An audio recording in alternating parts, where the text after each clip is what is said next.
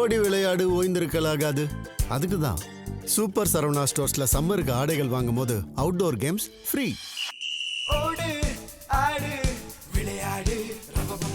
Super Saravana stores summer கோடையை கொண்டாடலாம். தமிழக அரசியல் களத்துல பெரும் எதிர்பார்ப்புகளுக்கு மத்தியில பொறுப்பேற்று இருக்கக்கூடிய முதல்வர் விஜய் சி ஜோசப் விஜய் எனும் நான்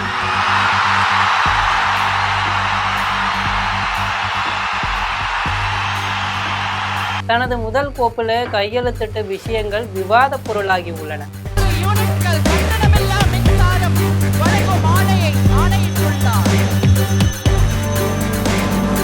அது தொடர்பான செய்திகளை தான் நாம விரிவா பார்க்க போறோம்.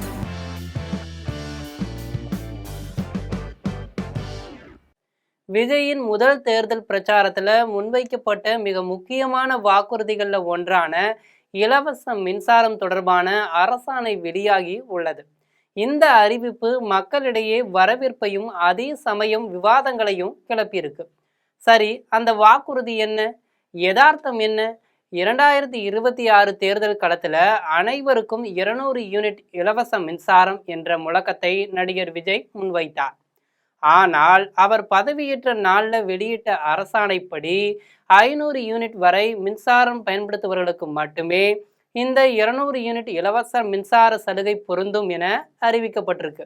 இதன் மூலம் நடுத்தர மற்றும் ஏழை எளிய குடும்பங்கள் அதிக அளவில் பயனடைவார்கள் என்பது அரசின் வாதமாக இருக்கு. ஒரு வீட்டில் 2 மாதங்களுக்கு 500 யூனிட்டிற்குள்ள பயன்பாடு இருந்தால் அவர்கள் முதல் 200 யூனிட்டிற்கு கட்டணம் செலுத்த தேவையில்லை. 300 யூனிட்டுகளுக்கு மட்டும் பணம் செலுத்தலாம். இது பல குடும்பங்களின் மின்சார சுமையை கணிசமாக குறைக்கும் என்பதில் மாற்று கருத்து இல்லை.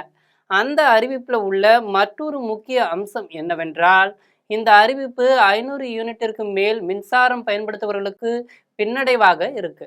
இதுவரை தமிழகத்தில் அமலில் இருந்த நடைமுறைப்படி எவ்வளவு யூனிட் பயன்படுத்தினாலும், உதாரணத்துக்கு 2000 யூனிட் மின்சாரம் நாம் பயன்படுத்தினாலும் முதல் 100 யூனிட் இலவசமாக வழங்கப்படுகிறது. ஆனால் நடிகர் விஜய் அரசின் உத்தரவுப்படி 500 யூனிட்டை தாண்டி மின்சாரம் பயன்படுத்துபவர்களுக்கு இனி அந்த 100 யூனிட் இலவச மின்சார சலுகையும் கிடையாது. அதாவது 501 யூனிட் பயன்படுத்தும் ஒரு பயனாளி மொத்த யூனிட்டிற்கும் கட்டணம் செலுத்த வேண்டிய நிலை ஏற்படும் என்று சமூக ஊடகங்களில் விமர்சனம் எழுந்து வருது. இதையடுத்து இந்த சட்டத்தில் விஜய் கையெழுத்திட்ட சில மணி நேரத்தில் தமிழ்நாடு அரசு விளக்கம் அளித்து அறிக்கை ஒன்றை வெளியிட்டிருக்கு.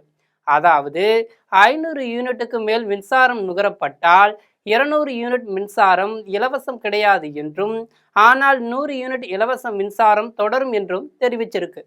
இந்த கட் ஆஃப் முறை அதிக மின்சாரம் பயன்படுத்தும் வீடுகளுக்கு கூடுதல் நிதிச்சுமையை ஏற்படுத்தும் என அஞ்சப்படுகிறது. குறிப்பாக கோடை காலங்களில் ஏசி போன்ற சாதனங்களை பயன்படுத்தும் நடுத்தர வர்க்கத்தினர் 500 யூனிட்டை தாண்டும் போது இந்த இலவச சலுகையை முற்றிலும் இழக்க நேரிடும் என்ற நிலை ஏற்பட்டிருக்கு. இது நடுத்தர வர்க்கத்தினரிடையே கோபத்தை ஏற்படுத்தியிருக்கு.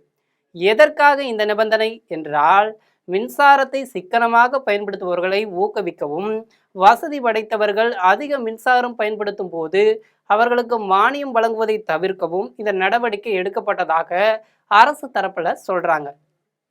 இருப்பினும் அனைவருக்கும் என்று வாக்குறுதி அளித்துவிட்டு இப்போது பயன்பாட்டு வரம்பு நிர்ணயம் செய்திருப்பது அரசியல் ரீதியாக விமர்சனங்களை சந்தித்து வருது.